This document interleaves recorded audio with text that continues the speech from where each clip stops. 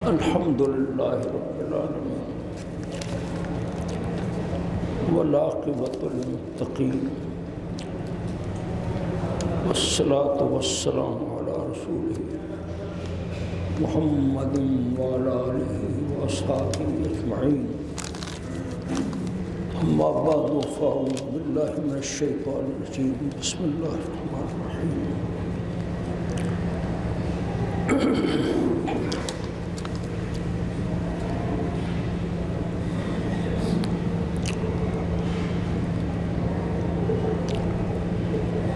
وما ارسلناک الا رحمۃ للعالمین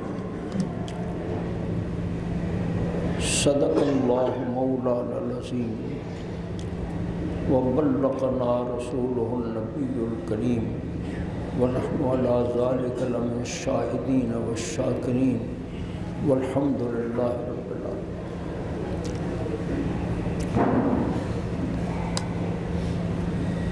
میرے دوستوں، بزرگوں، بھائیوں، عزیزوں، آج 12 ربیع الاول ہے۔ گلی گلی، کوچے کوچے حضور صلی اللہ علیہ وسلم کا ذکر پاک ہو رہا ہے۔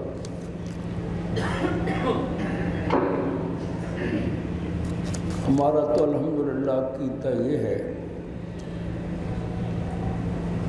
کہ اذان دینا بھی حضور کا ذکر ہے، نماز پڑھنا بھی حضور کا ذکر ہے صلی اللہ علیہ وسلم، درود شریف پڑھنا بھی عید میلاد النبی ہے۔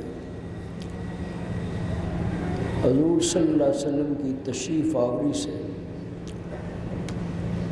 ساری کائنات بقع نور بن گئی، سچی بات ہے۔ حضور اقدس صلی اللہ علیہ وسلم کے دشمنوں کے بارے میں ایک شعر سنا کر پھر آپ کو ایک حدیث سناؤں گا، اور پھر حضور صلی اللہ علیہ وسلم کا ہی تذکرہ ہوگا۔ کس کا تذکرہ کریں؟ ہم تو ہمیشہ حضور ہی کا تذکرہ کرتے ہیں، نمازوں میں، اذانوں میں۔ اللہ اکبر۔ دیکھو، میں کہتا ہوں یہ میرے دوست میرے شعر بھی کچھ یاد کر لیا کریں۔ حافظ صاحب بھی یاد نہیں کرتے، یہ بھی نہیں کرتے۔ دیکھو کیسا شعر حافظ صاحب سنا رہا ہوں میں۔ وہ کہتے ہیں مٹ گئے مٹتے ہیں مٹ جائیں گے آداب تیرے، مٹ گئے مٹتے ہیں مٹ جائیں گے آداب تیرے، نہ مٹا ہے نہ مٹے گا کبھی چرچا تیرا، ورفعنا لک ذکرک۔ حدیث میں نے آپ کو سنانی ہے۔ پہلے یہ بتا دوں کہ آج تعداد تھوڑی ہوگی، اس واسطے کہ مارکیٹیں بند ہیں نا، لیکن فرید صاحب بیٹھے ہیں، بڑے بڑے بزرگ بیٹھے ہیں، حافظ صاحب تشریف بیٹھے ہیں۔ کم من فئۃ قلیلۃ غلبت فئۃ کثیرۃ باذن اللہ۔ یہ بھی ٹھیک ہے نا، قرآن مجید کی آیت ہے نا کہ تھوڑے آدمی ہوں کام کے ہوں۔ میں نے کیا کہا بھائی؟ تھوڑے آدمی ہوں کام کے ہوں، وہ لاکھوں پر بھاری ہیں اب جو نام کے ہوں، لاکھوں پر بھاری ہیں جو نام کے ہوں۔ یہ بات میں کہیں کرتا، مولانا ابوالحسن ندوی فرماتے تھے۔ وہ فرماتے تھے اے کاش، ان کی تقریر میں لکھ کہ 2 ارب مسلمان نہ ہوتے، ایک عمر اور ہو جاتا، ایک عمر اور ہو جاتا اور ہمارا کام بن جاتا۔ اللہ بہرحال حضرت ثوبان رضی اللہ تعالیٰ عنہ راوی ہیں اس حدیث کے۔ کئی بار آپ نے یہ حدیث سنی ہے، بار بار اس کو یاد رکھنا، سننا۔ ان ثوبان، حضرت ثوبان سے روایت ہے، قال رسول اللہ صلی اللہ علیہ وسلم، حضور نے فرمایا یوشک الامم ان تداعی علیکم کما تداعی الاکلۃ الی کساتها۔ فرمایا ایک زمانہ ایسے آنے والا ہے کہ جس طرح لوگ دسترخوان پر بیٹھ کر ایک دوسرے کو بلاتے ہیں، تم بھی آ جاؤ، تم بھی آ جاؤ، آپ آؤ کھانا کھا لو، اس طرح لوگ تمہیں کھانے کے لیے، تمہیں لوٹنے کے لیے، تمہیں تباہ کرنے کے لیے ایک دوسرے کو بلائیں گے، آؤ یہ مسلمان ہیں، یہ چٹنی ہے تمہاری، یہ چٹنی ہے تمہاری، آؤ اس کو نگل جاؤ۔ بالکل میں ترجمہ کر رہا ہوں، کچھ پنجابی میں کچھ اردو میں، لیکن ہے ترجمہ۔ صحابہ نے کیا کہا؟ صحابہ نے کیا فرمایا کہ یا رسول اللہ، فقال قائل من قلت نحن یومئذ، اس زمانے میں ہم تعداد میں تھوڑے ہوں گے یا رسول اللہ؟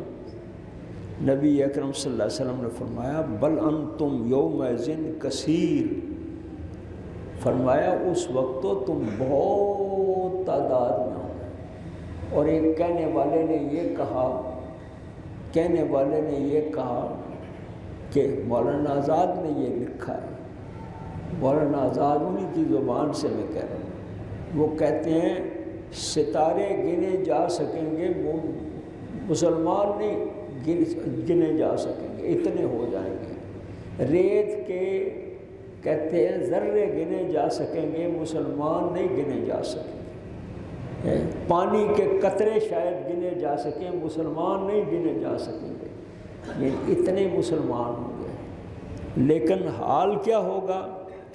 اللہ اکبر، حضور نے فرمایا تم بہت زیادہ ہو گئے، اور فرمایا، اور آگے کیا فرمایا؟ وَلَكِنَّكُمْ غُصَاءٌ كَغُصَاءِ السَّيْلِ، فرمایا تمہاری حالت ایسی ہوگی جس طرح سیلاب کے پانی پر یہ جھاگ آ جاتی ہے، اس طرح کی تمہاری کیفیت ہو۔ یہ ترجمہ کر رہا ہوں۔ اور فرمایا وَلَيَنزِعَنَّ اللَّهُ مِن صُدُورِ، فرمایا من صدور عدوکم المحابۃ منکم، تمہارا خوف دشمن کے دلوں سے جاتا رہے گا، تمہارا خوف دشمنوں کے دلوں سے جاتا رہے گا۔ اب کوئی ہے ہماری عزت دنیا میں؟ کوئی ہے ہماری عزت دنیا میں؟ حضور نے یہ بات فرمایا۔ اور فرمایا کیا ہوگا؟ وَلَيَقْذِفَنَّ فِي قُلُوبِكُمُ الْوَهْنَ، تمہارے دلوں میں بزدلی چھا جائے گی، داخل ہو جائے گی، بزدلی داخل ہو جائے گی۔ ایک صحابی نے کہا یا رسول اللہ، قال قائل یا رسول اللہ ومل وہن، وہ کیا ہوگی، وہ بزدلی کیا ہو، وہن کیا ہے؟ حضور نے فرمایا حب الدنیا وکراہیت الموت، تم دنیا سے محبت کرنے لگو گے اور مال اور موت سے نفرت کرنے لگو گے۔ یعنی شہادت تمہیں بری لگے گی، شہادت تمہیں بری لگے گی، اور منافقت تمہیں آسان لگے گی۔ مولانا ترجمہ میں نے ٹھیک کر دیا کہ نہیں؟ منافقت تمہیں آسان لگے گی، اللہ کی راہ میں مرنا تمہیں مشکل لگے گا۔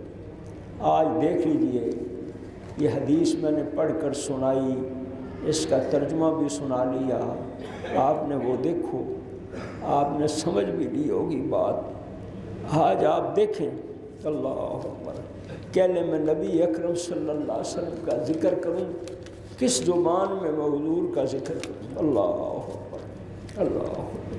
مولانا آج میں کل پرسوں سے دیکھ رہا تھا میں کیا بیان کروں، تو یہ مولانا احمد ندیم قاسمی کا شعر سناتا ہوں۔ اللہ، وہ کہتا ہے جس بھی فنکار کا شاہکار ہو تم، حافظ صاحب کیا کہتا ہے؟ جس بھی فنکار کا شاہکار ہو تم، اس نے صدیوں تمہیں سوچا ہوگا۔ کیا بات ہے مولانا، کیسا مزہ آیا نا آپ کو شعر، کیا کہا؟ جس بھی فنکار کا شاہکار ہو تم، اس نے صدیوں میں تمہیں سوچا ہو۔ نبی اکرم صلی اللہ علیہ وسلم کی ذات بابرکات، حضور کی شان، کہنے والے نے یہ کہا کہ ایک قرآن وہ ہے جو 30 پاروں میں بند ہے، ایک قرآن وہ ہے جو 30 پاروں میں بند ہے، جو اذانوں میں گونجتا ہے، نمازوں میں دمکتا ہے، اور اللہ کی یاد کرنے والوں کی تنہائیوں میں مہکتا ہے، جو زاہدوں کا اوڑھنا بچھونا ہے، اور ایک قرآن وہ ہے جو 13 برس تک مکے کی گلیوں میں پھرتا اور پتھر کھاتا رہا۔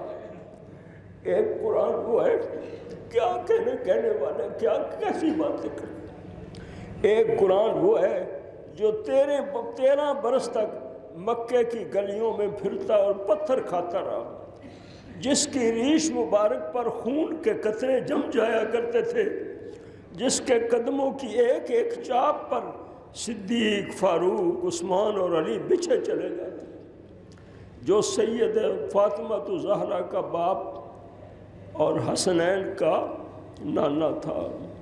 اللہ اکبر، اللہ اکبر، اللہ اکبر۔ اور دیکھو کیا خوبصورت بات کہی، اللہ اکبر۔ وہ کہتے ہیں تہذیب کی شمع روشن کی اونٹوں کے چرانے والوں میں۔ حضرت دیکھیں کیا بات ہے، سن لینا اب، میں بڑی محنت کر کے تیار کر کے کہا تہذیب کی شمع روشن کی اونٹوں کے چرانے والوں میں، کانٹوں کو گلوں کی قسمت دی، ذروں کے مقدر چمکائے۔ ہے بھائی ہم صاحب کیا بات ہے، تہذیب کی شمع روشن کی اونٹوں کے چرانے والوں میں، کانٹوں کو گلوں کی قسمت دی، ذروں کے مقدر چمکائے۔ اور یہ دیکھیں کیا خوبصورت کا احمد ندیم قاسمی کا یہ شعر ہے۔ لوگ کہتے ہیں کہ سایہ تیرے پیکر کا نہ تھا، لوگ کہتے ہیں کہ سایہ تیرے پیکر کا نہ تھا، میں تو کہتا ہوں جہاں بھر پہ ہے سہارا تیرا، میں تو کہتا ہوں کہ جہاں بھر پہ ہے سایہ تیرا۔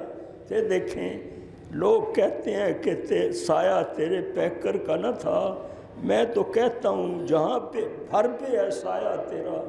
یہ تھے ہمارے حضور حضرت محمد مصطفیٰ صلی اللہ علیہ وسلم، اور میں کہتا ہوں تھے نہیں ہیں، کیونکہ ہم نے ترجمہ کیا پڑھا ہے، لا الہ الا اللہ محمد الرسول اللہ، محمد اللہ کے رسول ہیں، ہے نا جی، محمد اللہ کے رسول تھے نہیں، محمد اللہ کے رسول ہیں، اور قیامت تک نبی اکرم صلی اللہ علیہ وسلم کی عظمتوں کا ڈنکا بجتا ہی چلا جائے گا اور بجتا رہے گا، دنیا میں بھی اور آخرت میں بھی۔ دنیا میں کیسے اور آخرت میں کیسے؟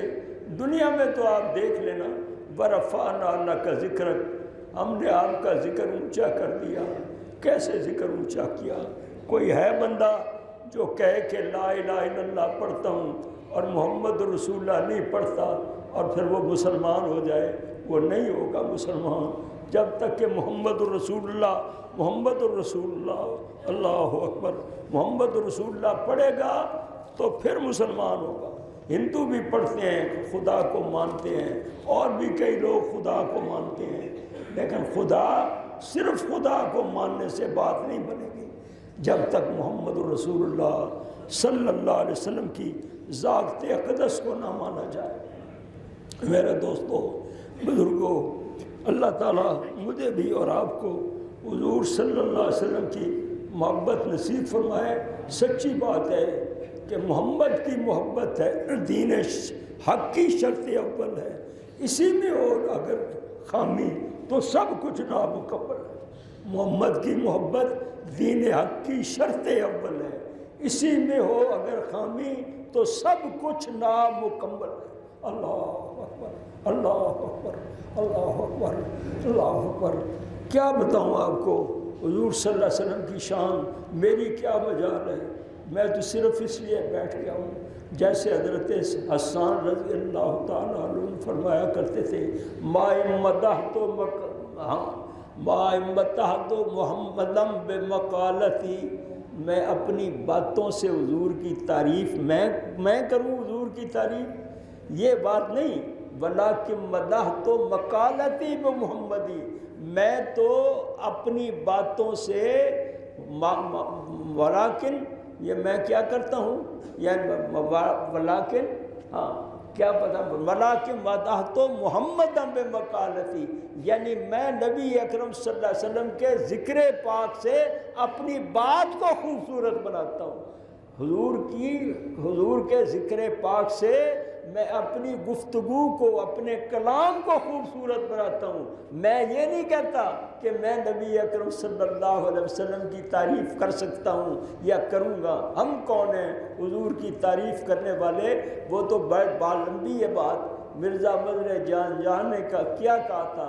انہوں نے کہا کہ حضور صلی اللہ علیہ وسلم کی تعریف کرنے کے لیے خدا کافی ہے، حضور کی تعریف کرنے کے لیے خدا کافی ہے، اور خدا کی شان بیان کرنے کے لیے محمد کافی ہے۔ ٹھیک ہے کہ نہیں؟ حضور کی سبحان اللہ سبحان اللہ۔ دیکھو اب میں آپ کو جو بات سنانے لگا ہوں، تھوڑا سا ٹائم رہ گیا، لیکن یہ میں بات ضرور سنا دوں کہ دیکھو فرانس کے صدر میکرون نے پہلی بار گستاخانہ خاکوں کو سرکاری عمارتوں پر لٹکایا، یعنی نفرت انگیز مہم کو سرکاری اور حکومتی سرپرستی میں لے کر جس ملک اور جس فرد نے علانیہ مجرمانہ حرکت کا ارتکاب کیا وہ فرانس اور اس کا صدر ہے۔ لہذا اب ضروری اور لازم ہو گیا ہے کہ حرمت رسول کے تحفظ کا وہ کام جو مسلمانوں کی تنظیموں کے سطح پر ہو رہا تھا، وہ مبارک کام اب عالمی سطح پر مسلمان ممالک کی طرف سے حکومتی سطح پر کیا جائے۔ میں واقعی صحیح بات یہ ہے کہ اب اگر ایسا نہ کیا گیا تو سارے عالم اسلام کے حکمران اپنے اللہ کے سامنے مجرم، ٹھیک کہتا ہوں کہ میں کہتا ہوں ہر ایک بندہ مجرم ہوگا۔ اب کرنے کا کام یہ ہے، کرنے کا کام کیا ہے؟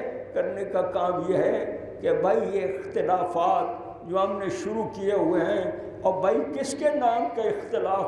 کہتے ہیں ایک میری محبت حضور سے زیادہ ہے، دوسرا کہتا ہے میری محبت حضور سے زیادہ ہے، تیسرا کہتا ہے میں حضور صلی اللہ علیہ وسلم کا زیادہ محبوب ہوں اور میں حضور صلی اللہ علیہ وسلم کے زیادہ محبت کرتا ہوں۔ آپس میں لڑ کر پوری امت کو تباہ و برباد کر دیا ہے۔ لہذا اب سوچنے کی بات یہ ہے کہ یہ ساری باتیں چھوڑیں مسلمان، اور مسلمان نبی اکرم صلی اللہ تعالی وسلم کی عظمت کے لیے یک جان ہو جائیں۔ یہی میرا آج کا پیغام ہے سب لوگوں کے لیے۔